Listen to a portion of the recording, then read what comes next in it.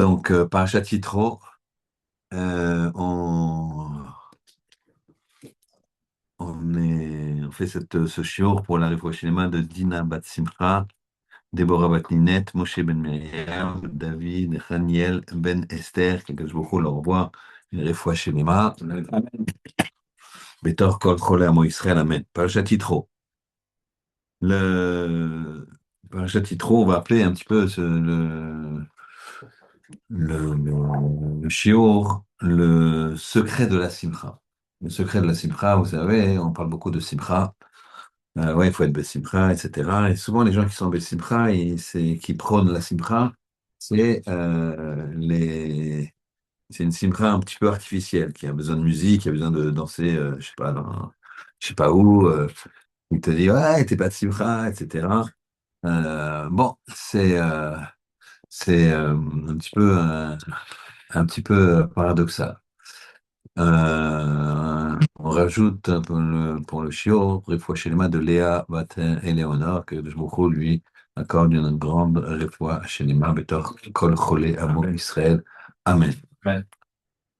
Donc, bon, c'est quoi la simcha? On va essayer de regarder. Quel est le rapport avec Parashat Yitro, à part le fait que nos amis tunisiens font ça avec une grande simcha, d'accord? Mais, euh, mais bon, on va voir un petit peu tout ça. Alors, la première question, c'est que comment se fait-il qu'on a appelé la paracha de nom d'un homme? Ouais, c'est rare, il n'y a pas de paracha qui s'appelle Moshe, il n'y a pas de paracha qui s'appelle Aaron, il n'y a pas de paracha qui s'appelle Abraham, il n'y a pas de Yitzhak, Yaakov. Parachat Yitro, très peu de parachas qui ont le nom de quelqu'un. Balak, c'est aussi étonnant. Mais en tout cas, hein, comment ça se fait? Qu'est-ce qu'elle a, cette paracha, pour qu'on l'appelle Yitro? De plus, Yitro, ça veut dire Yeter. Yeter, ça veut dire il y a quelque chose en plus. Quelque chose en plus. Donc, qu'est-ce qu'il y a dans cette paracha, hein? Qu'est-ce que Yitro a fait pour mériter qu'on fasse une paracha supplémentaire et dans laquelle il y a les 10 commandements? Troisième question, dans les 10 commandements, extraordinaire, 10 commandements, il y a chacun connaît bien les 10 commandements. Quand il dit Anochi Hashem Elokecha, je suis l'Éternel ton Dieu qui t'ai fait sortir d'Égypte. Tu n'auras pas d'autre Dieu que moi, ne prononce pas mon nom en vain, souviens-toi du Shabbat, le Shabbat, qui chez Yamim, il y a une belle partie, Kaved et Avicha ve'atimecha, essentiel. Tout ça on connaît, le Tirtzach, pas tuer, le Tinaf, le Tignov, tu vas pas voler, le Terani Berechet Sheker, tu ne feras pas de témoin mensonger. Quelque chose qu'on passe, qui est à la fin. C'est à la fin, mais pourtant c'est sur lequel on insiste le plus dans les mots. L'otachmod. L'otachmod, c'est ne convoite pas. L'otachmod betrecha. Ne convoite pas la maison de ton ami. L'otachmod echetrecha. Ne convoite pas, donc on le dit 2 fois déjà, la femme de ton ami. Vavdo, son serviteur. Vamato, sa servante. Veshoro, son bœuf. Vachamoro, son âne. Vechol asher lerecha et tout ce qu'il a à ton ami. Dis l'otachmod, quoi. On a compris. Donc, tu as mis 1, 2, 3, 4, 5, 6, 7, 8, 9, 10, 11, 12, 13, 14, 15 mots. D'accord? 15 mots. Et tu as 2 fois l'otachmod pour quelque chose dont on se souvient à peine. Bon, ça va, convoiter, ça va. Bon, un petit peu jaloux, un petit peu machin. J'ai pas dit, c'est pas bien. Mais par rapport à tuer, par rapport à voler, par rapport à Shabbat, par rapport à Hachem, quoi, à te rendre compte, par rapport à porter un faux témoignage, le Talmud, bah, bah non, 15 mots. Donc, qu'est-ce qui se passe ici? Alors, on va poser une dernière question. c'est comme on fait toujours, enfin comme on fait souvent. On compare le début et la fin de la paracha. Début de la paracha, Yitro, on est en plein dedans. Fin de la paracha, lot égalé, Ervatra, Bemalot, Al on va dire le pasouk. Velo ta'ale bemalot al mizbechi. Tu vas pas monter sur des escaliers sur mon mizbeach. Asher lot égalé Ervatra alav. Afin de quoi? De ne pas dévoiler ta nudité. Qu'est-ce qui se passe ici? La pente pour aller au Misbéach, pour faire le sacrifice, c'était une pente. C'était pas un escalier. Il y avait plusieurs raisons. Une de ces raisons, c'est ici, à la fin de la paracha, dernier pasouk, de façon à ce que de ne pas faire d'espace trop grand entre ses pieds et pas montrer ta nudité aux pieds, en bas, au-dessous, quoi. Même si c'était en caleçon, bon, bah, si tu écartes trop les jambes. Et de plus, il y a aussi une grande mala, il y a deux types de nudité. Elles vont ensemble souvent. Il y a une nudité du corps, il y a une nudité de l'esprit. C'est quoi la nudité de l'esprit? C'est les gens qui disent des gros mots. Les gens qui se comportent vulgairement sont généralement pas tsignotes, par définition, et ils sont prétentieux. Or, quand tu montes un escalier, tu peux monter bien droit, tu vois. L'escalier. Le problème, c'est que l'escalier est droit. Quand tu montes une pente, tu es obligé de te pencher. Tu vas pencher, si tu veux être droit, bah, d'accord? Tu tombes en arrière. Donc, tu es obligé d'être penché. Donc, tu as deux types de nudité ici. Qu'est-ce que ça vient faire ici avec notre début de la paracha, Yitro, don de la Torah? Qu'est-ce que ça vient faire? Donc, on répète les questions comme d'habitude. Pourquoi Yitro, il a mérité une paracha à ce moment-là? Paracha qui est venu en plus, Yeter. D'accord? Yoter, ça veut dire plus. Deuxième question, l'otachmod. L'otachmod, on insiste beaucoup dans la Torah. 15 mots et deux fois l'injonction, mitzvah négative de l'otachmod. Tu ne convoiteras pas.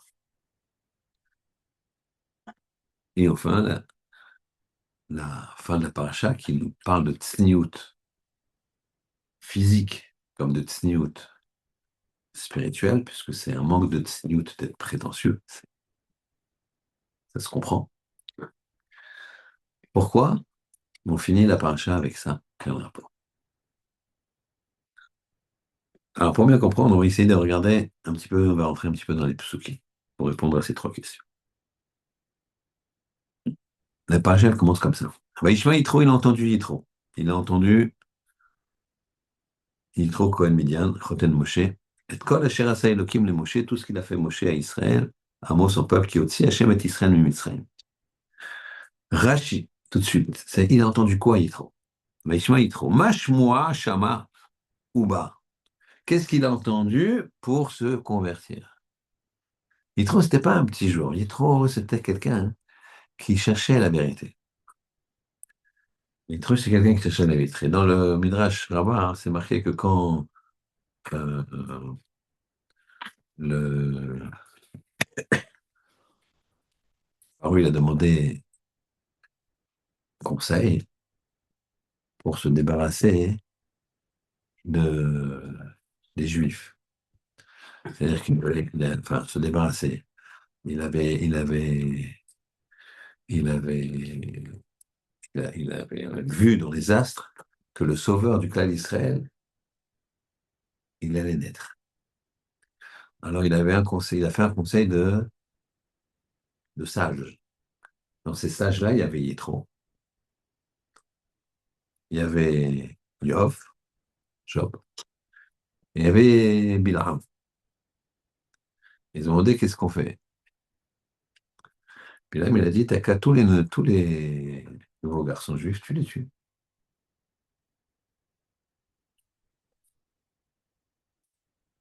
Yov, il a dit, il s'est tué. Il a rien dit. Yitro, il s'enfuit. Il n'a pas supporté. Bilam, qui a donné le conseil, il va mourir. C'est Moshe lui-même qui le tuera. Yov, qui a rien dit, ben, il va avoir les épreuves terribles. Et Bilam, et Yitro qui est parti, qui a fui, qui a montré donc sa désapprobation, et ben, il va devenir le beau-père de Moshe. Et Yitro, il a commencé à analyser un petit peu ce qu'on appelle le Mida Keneged Mida, la justice divine. De regarder un petit peu qu'il n'y a rien sans rien. Et c'est ça qu'il dit, Rashi. Mashmoua Shamarit Ouba. Qu'est-ce qu'il a entendu pour venir? Kiryat Yamsouf ou Milchemet Amalek. Là, l'ouverture de la mer Rouge et Milchemet Amalek. Et là, guerre contre Amalek. C'est quoi la guerre contre Amalek? C'est quoi la Kiryat Yamsouf? Si on demande à des gens qui connaissent un petit peu bien la Torah, qui connaissent un petit peu l'histoire, comme nous ici, eh bien, on aurait dit quel est le plus grand miracle qui t'aurait fait impressionner, qui t'aurait impressionné si tu étais pas juif, même si tu es juif, quoi. Le sang d'âme, Tsefardé Akinim, la grêle, t'as le feu et la glace qui sont ensemble. Makata Bechorot, Kriyat Yamsouf, bah, c'est bien aussi. C'est un élément qui se sépare. La guerre contre Amalek, je ne vois pas très bien. Une guerre, qu'est-ce qui s'est passé dans cette guerre? Qu'est-ce qu'il a vu trop? Il y avait une première chose, qui c'est le point d'attache qu'on va voir. Il a vu ce qu'on appelle Mida Keneged Mida. Il avait commencé à apercevoir ça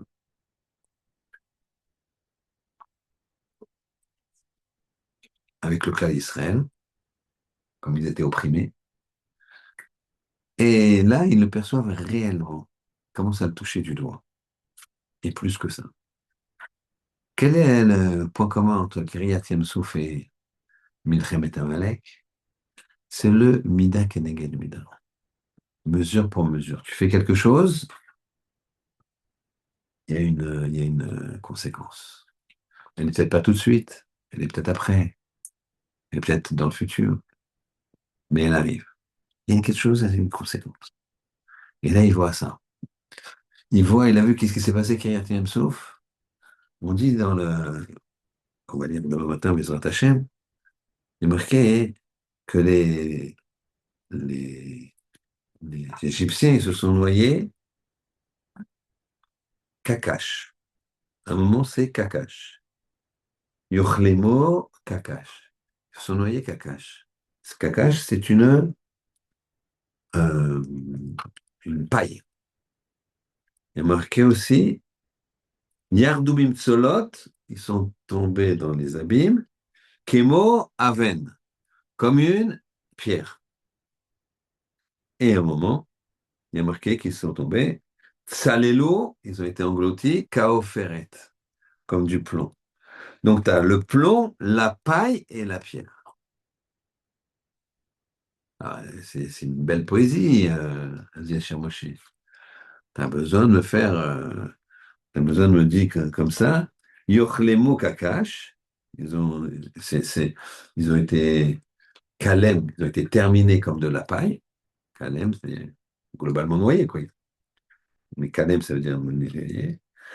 Ils ont Yardoubim Solot, ils sont descendus dans les abîmes Kemo Aven, comme une pierre.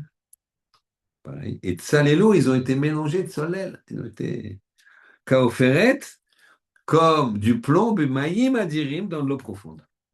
Quelle poésie. Trois termes pour. Mais c'est pas de la poésie, c'est de la Torah. C'est très très beau. Mida Keneged Mida. Ils sont morts noyés, mais pas tous pareils. Ceux qui avaient fait souffrir les bénis Israël beaucoup. Alors ils sont envoyés comme de la paille. La paille, c'est léger. Donc ils ont souffert longtemps. La paille, elle était là, et la tête tombait, et puis ils se relevaient comme ça, des heures. Ceux qui avaient été aussi durs, mais un peu moins durs qu'eux, alors comme de la pierre. Pierre, c'est pas si lourd, ça faisait comme ça, tac, tac, tac, ça tombe. Et ceux qui avaient été aucun, c'était tous des Rechaïm, mais ceux qui avaient été un petit peu moins cruels encore, comme du plomb, d'un seul coup. C'est ça qu'il a vu, lui. Ça, il a vu la main. Mais il a vu ça pour la punition. Il a vu ça pour la punition.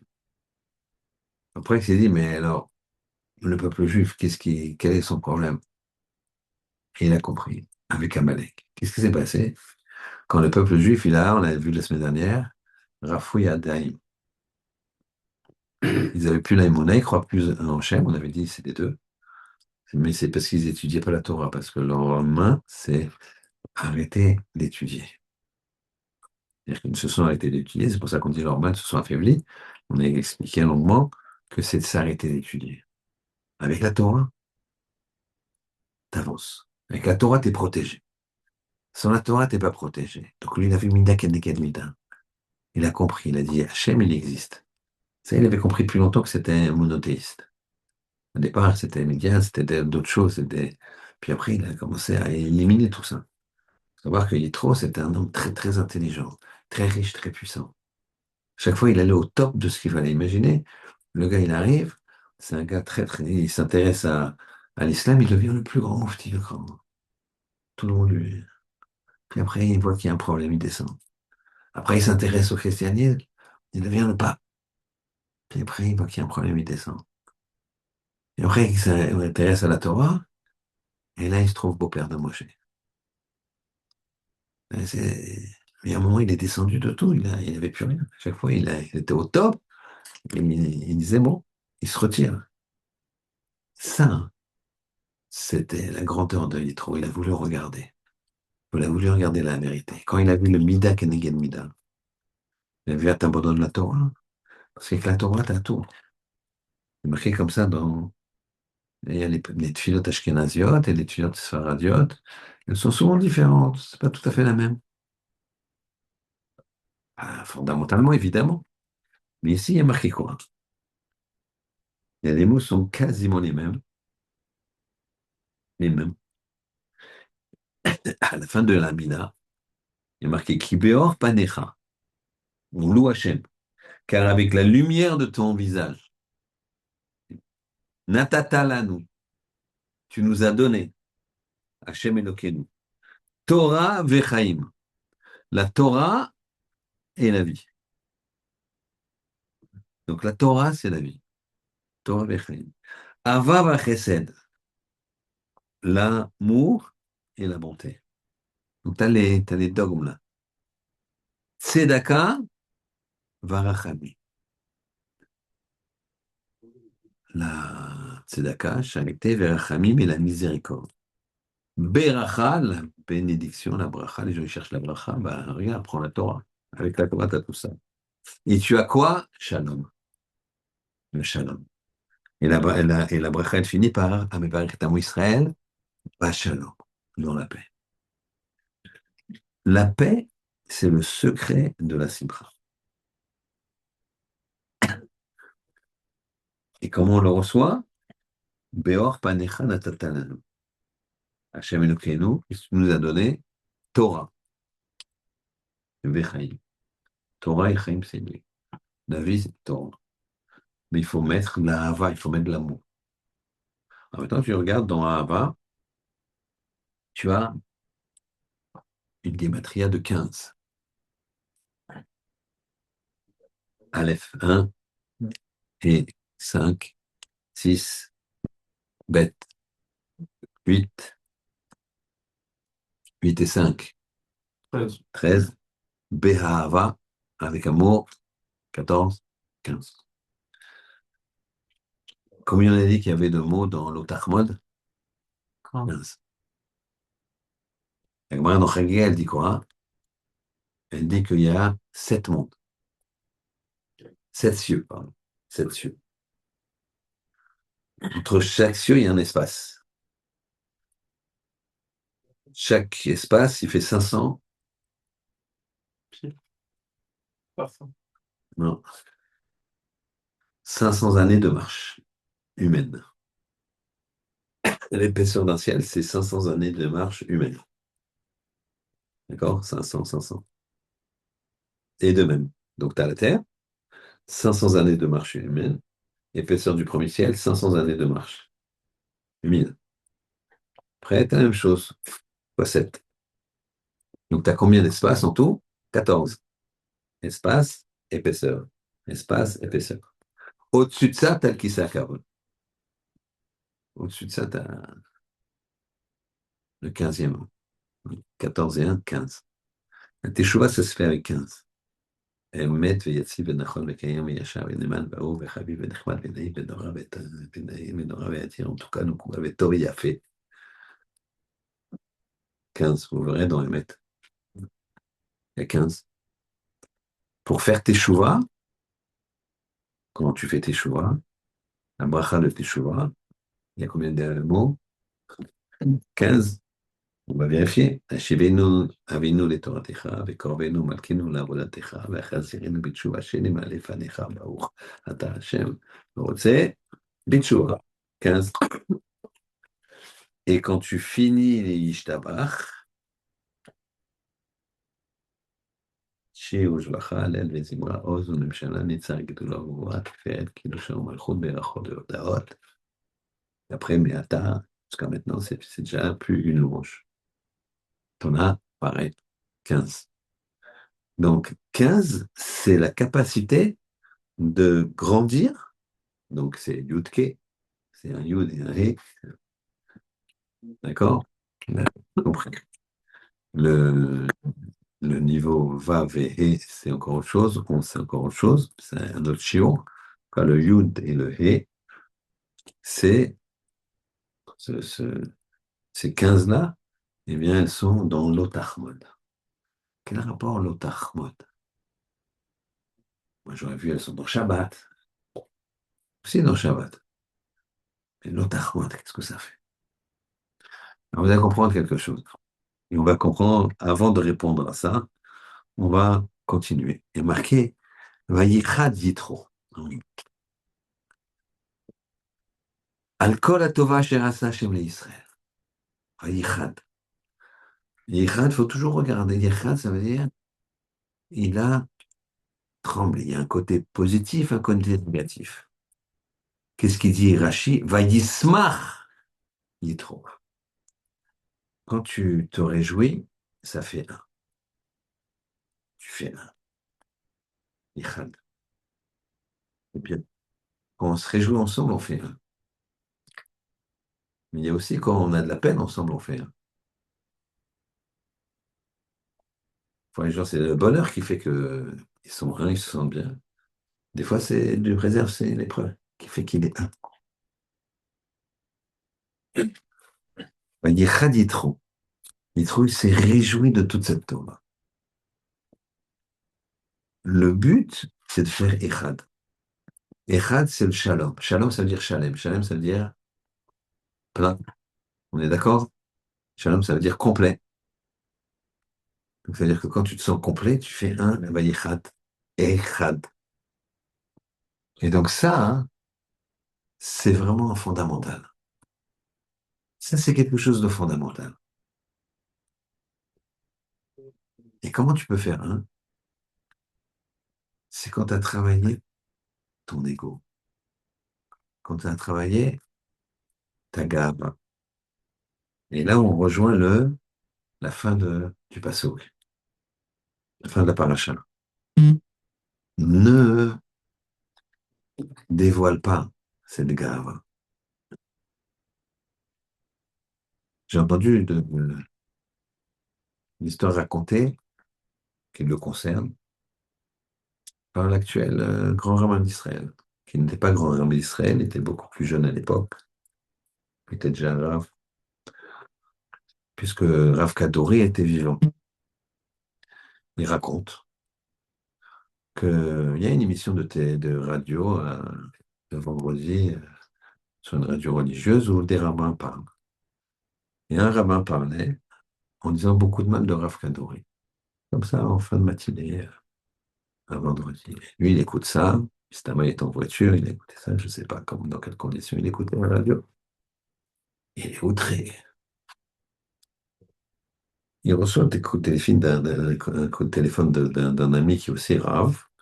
Mais t'as vu, t'as entendu ce qu'il dit, ce Rav, sur Rav Kadoré, comment il est. Il faut l'arrêter. Ils appellent la radio dit, bref, il faut aller faire un réclame sur lui, faut aller se lever contre lui, faire des.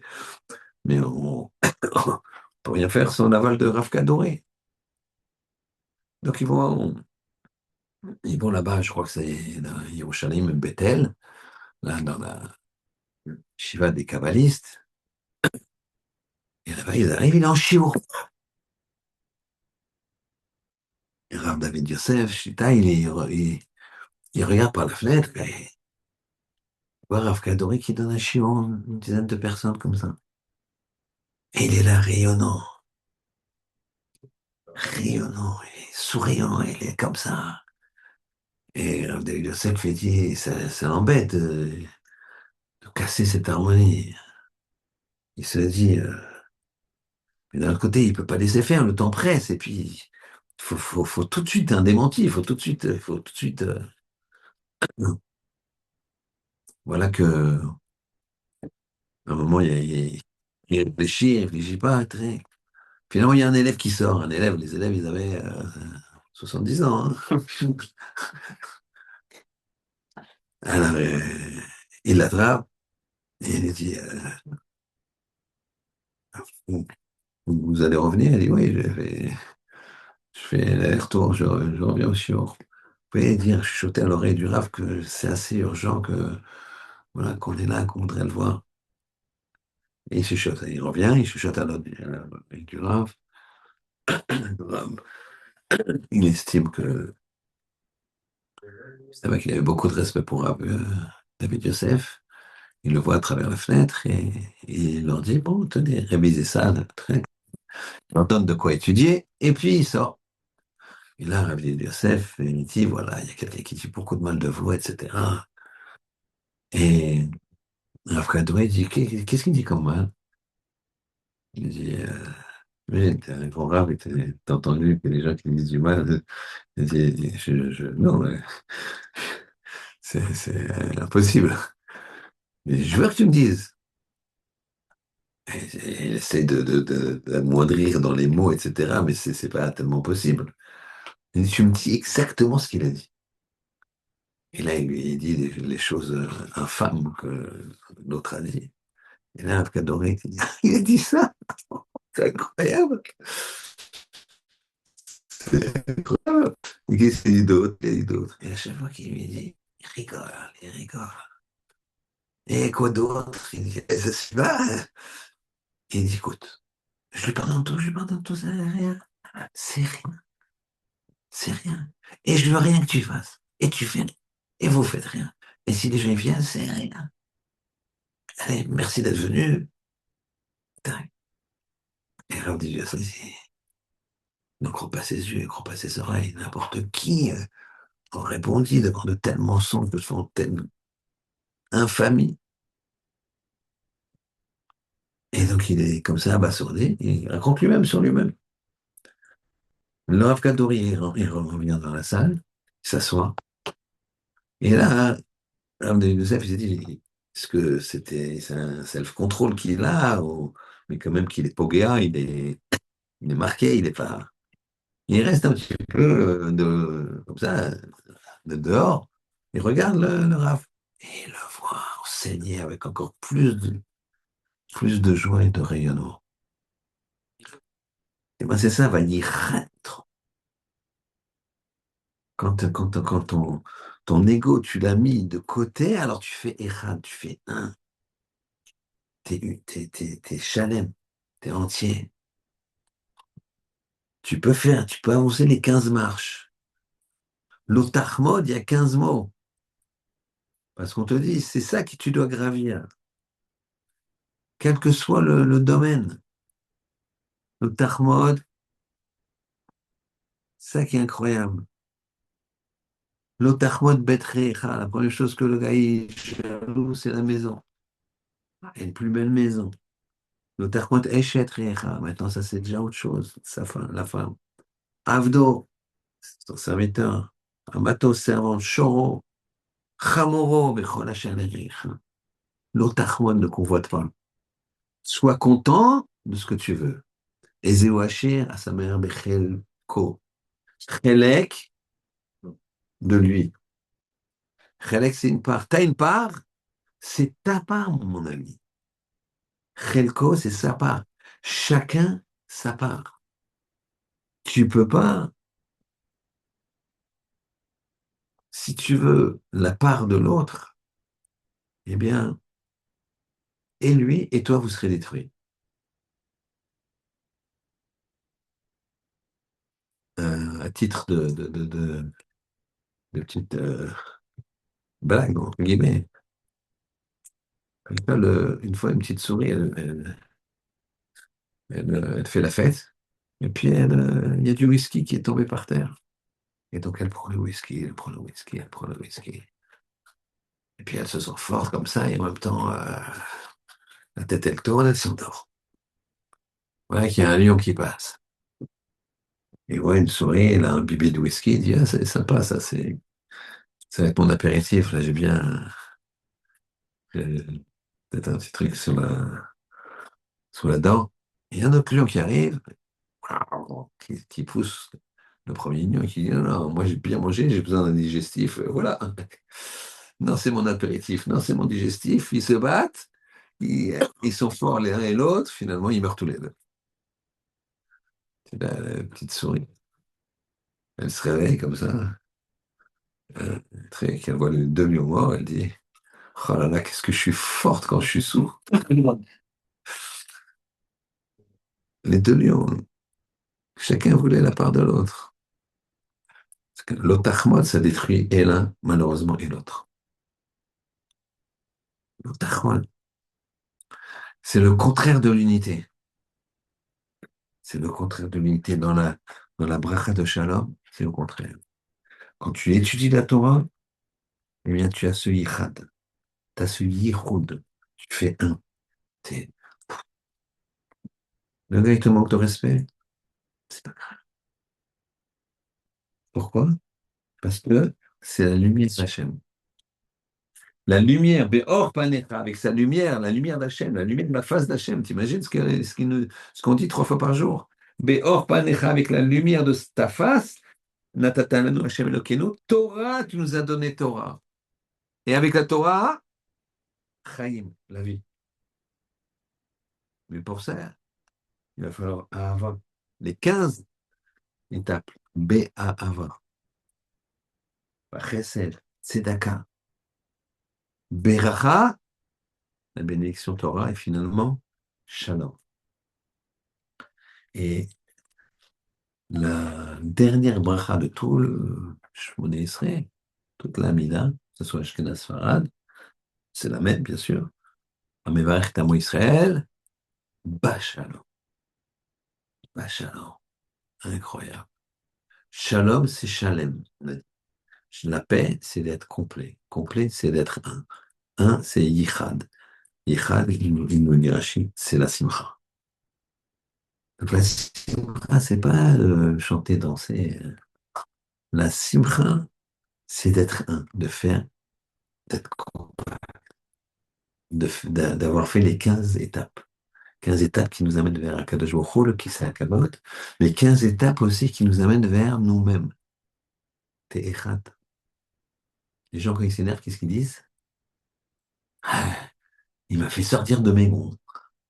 Les gonds, c'est une porte, quoi, tu vois. Il m'a fait sortir de. Tu vois, t'es sorti. Tu fais Echat Shalem, tu sors pas. Tu bouges pas. Béchalom.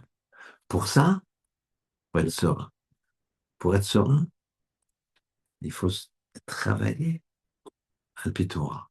Pourquoi al Torah? Parce que c'est extrêmement dur. Il y a marqué Berogez Rachem Tiskor. Ça vous dit quelque chose? Berogez Rachem Tiskor, c'est dans les Tachanonim.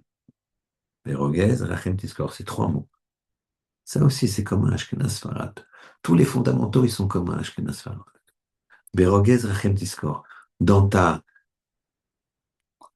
Rogez, dans ta colère, Rachem Tiskor. Souviens-toi de ta miséricorde. Rachem, c'est la miséricorde. Rachem, c'est la matrice. Rechem.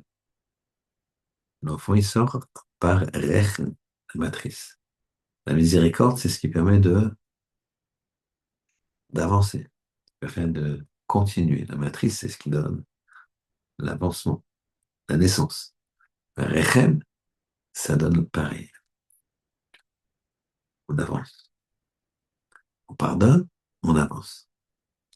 Alors, comment on fait? Et regardez bien. Roguez, ça vaut 216. Quand tu mets ton cœur dans Roguez, tu as une colère et ton cœur, tu dis, mais pourquoi je suis coléreux? Pourquoi je suis jaloux? Pourquoi je fais l'autre? Pourquoi je fais ceci? Pourquoi je fais cela? Je mets mon cœur dedans. Lève, 32. 216, 32, 248. 248, c'est Rechem. Rachem, la miséricorde, la bonté. Maintenant, tu fais encore mieux. Tu mets ton cœur dans les événements. Tu vas mettre ton œil. Vous savez qu'il y a un œil droit, un œil gauche. C'est pas forcément physique, mais on va le symboliser, faire un- un symbole physique. L'œil, la droite, c'est toujours le chesed et la gauche, c'est le din. D'accord?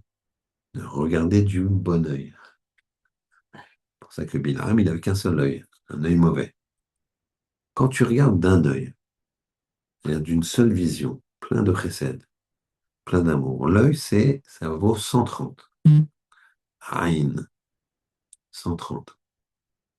D'accord? Donc 130 et 248, ça fait 378. 378, c'est égal à Béchalom. Et si tu soumets à ta colère ton cœur, lève, 32, et ton œil, le bon, celui qui voit du bon côté, eh ben, tu obtiens de Roguez, tu arrives à Béchalom. Tu rentres dans Béchalom, dans la paix. Et quand tu as la paix, t'es Shalem. Quand t'es Shalem, t'es Echad. Quand t'es Echad, t'as la Sipra. Ça, c'est le principe de la Sipra. Et c'est pour ça que Yitro, il a une paracha à son nom. Yitro, une paracha à son nom parce que lui, il a été chercher la Sipra. Il a été chercher la plénitude. Il a fait les 15 étapes. Les Yud, le Yud Ke. Il a été jusqu'à ce niveau-là. Et, et pourquoi on a voulu mettre son nom dessus? Pour que ce soit un exemple. Pour que ce soit un exemple. C'est marqué comme ça dans la Gemara, à Vodazara, qu'il y avait un homme des plus dévergondés du monde. Il s'appelait Eliezer Ben Dourdaïr. C'est le plus dévergondé du monde. Cet homme-là, il a, il a, il n'y avait pas une femme qui se vendait, qui l'ait connue. C'est un machan, j'imagine, parce que c'est pas, peut-être pas. Et un jour, il entend une femme très très belle à l'autre, au-delà des 7 mers. Toujours le chiffre 7 mers, 7 espaces, avec ce qui est entre les deux, ça fait toujours 14, et puis après tu vas dans le 15e, parce qu'il y a le 15 vers le haut et le 15 vers le bas. Donc enfin, il fait ça. Et au moment où il se passe quelque chose qui fait que elle lui dit quelque chose de très désobligeant. Il dit, de toute façon, toi, tu feras jamais de choses. T'es trop. Il lui dit, si une femme comme ça, elle me parle comme ça, ah, il commence à faire de choses. commence à faire chaud. Et il prie les cieux. Et il fait tellement de chouva que les cieux lui répondent. Il dit non, non, on ne peut pas prier pour toi. Nous, on a peur. Le monde, il va durer 7000 ans, 8000 ans, 9000 ans. C'est marqué comme ça dans Sanhedrin. C'est des marloquotes. C'est pas, c'est beaucoup de choses très compliquées la fin des temps. D'accord? Il y a beaucoup de choses et son contraire. Et finalement, tout s'accorde. Mais bon, c'est gros, gros, gros sujet. En tout cas, les cieux disent, on prie pour nous, on ne va pas prier pour toi. Ils se retournent vers la mer, elle lui dit pareil. La terre, elle lui dit pareil. Donc ça dépend que de moi. Il s'assoit, il met la tête contre ses genoux, il pleure, il pleure, il pleure de toutes les fautes qu'il a faites, toute cette perversité, on va dire, à tel point que sa neshama, elle sort. Sa neshama, elle sort. Et nous, on a un corps, et il y a la neshama à l'intérieur. La neshama, elle est pure, et le cas neshama, neshama, shinatatambi, teora, on va dire demain matin, Bezrat Hashem. Elle est Tahor.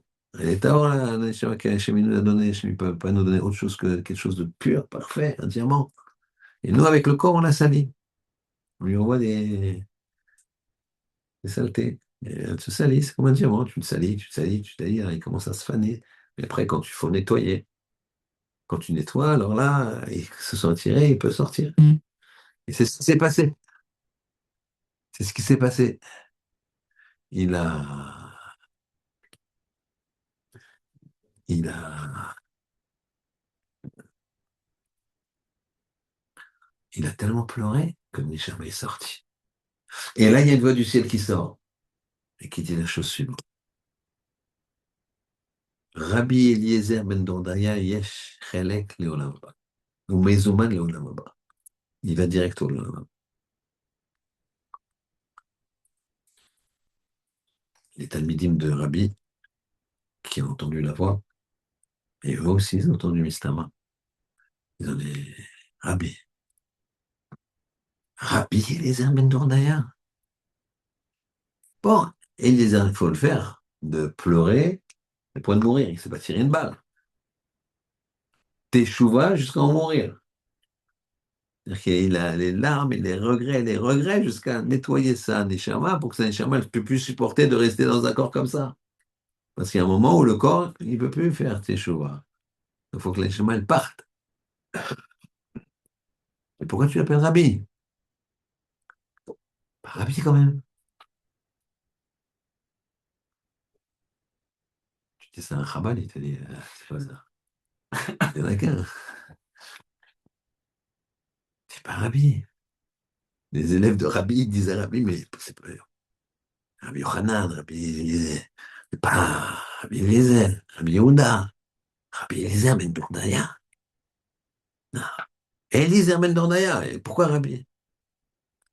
Vous allez comprendre pourquoi je dis ça ici maintenant pour Yétro. Parce que c'est quoi un Rabbi? C'est quoi un Rab? C'est quoi un maître? C'est quoi un quelqu'un? C'est quelqu'un qui montre un chemin. On ne parle pas ici de halakha, de savoir. On parle d'un chemin. Quelqu'un qui montre un exemple. Et ça s'appelle Yitro, on a mis son nom parce que c'est un exemple. Yeter, il nous a fait quelque chose en plus. Yitro, il a montré que si tu es honnête avec toi-même, tu arrives qu'à une seule conclusion. Une seule. Tu arrives avec une liberté absolue, qui est, paradoxalement, c'est quoi la liberté absolue? Alors c'est étonnant parce que je réserve ma réponse, on va finir avec ça. Mais souvent, quand il y a des adolescents ou des jeunes comme ça, hein, alors je leur demande. Quand il n'y a pas de sujet, alors je lance un sujet comme ça, c'est quoi la liberté? Alors, en quelques secondes, ils ont plus ou moins tous dit, quand je veux, où je veux, si je veux, avec qui je veux, comme je veux, tout ce que je veux.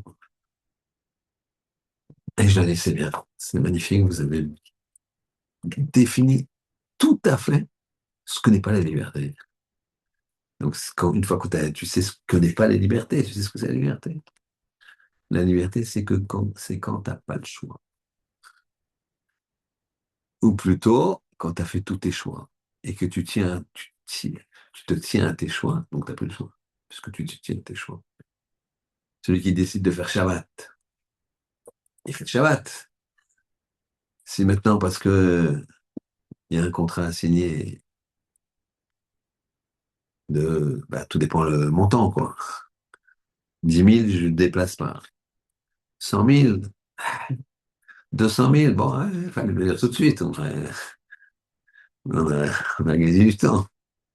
Donc ça veut dire que tu n'es pas libre, tu es esclave. Il a compris que pour être libre, il fallait un dogme vrai. Et donc il a compris ce chemin. Et une fois que tu n'as plus le choix, que tu fais ça pour une vérité absolue qui s'appelle le Ribono Shel Olam, le créateur du monde, et que tu te dis, alors tu n'as plus de problème de l'otachme, tu n'as plus de problème de la maison de ton prochain, et pourquoi j'ai moi ça, pourquoi j'ai pas ça, tu n'as plus ça du tout. Et tu fais Yichad, Yichad, et tu deviens heureux. C'est ça la simcha. Et c'est ça le lien, on finit avec la fin de la paracha. Ne monte pas les escaliers comme ça, je te mets pas les escaliers. Pourquoi? Les escaliers, ce sera, tu vas être, un, prétentieux psychologiquement, intellectuellement, tu te dresses, et deux, physiquement, tu vas montrer l'air. Voilà. Tu n'auras pas ni de barrière dans le domaine spirituel, ni de barrière dans le domaine physique. Alors que quand tu montes comme ça, hein, tu fais attention à la tsniout, tu as une barrière physique, tu fais attention à ton corps, et tu as une barrière aussi de midot, de traits de caractère, et de te pencher. Et comme ça, tu peux recevoir la Torah, parce que comme dit la Gemara Ta'anit, la Torah, elle est comparée à un liquide, de l'eau, du lait, du miel. Pourquoi? Parce que c'est des liquides, et les liquides, ils vont de haut en bas. Si je me crois haut, alors la Torah, elle monte pas, elle descend. C'est un liquide, il descend. Donc si je me baisse, eh bien, il descend. Si je me tiens droit, eh bien, ça, c'est le contraire. Je m'y fasse qu'on comprenne que avec la Torah, hein, ça nous met dans des midotes qui nous ressentent sur nous-mêmes, qui nous permettent de faire ces 15 étapes-là, avec l'aide d'Hachem, et qui nous permettent donc d'être shalem, entiers, qui font le shalom, la paix, chacun à sa place, qui font yichud, qui font qu'on est un, et que forcément, on a la simcha et on se rapproche d'Hachem. Dans la Torah et la Kedusha, Shabbat Shalom. Oh.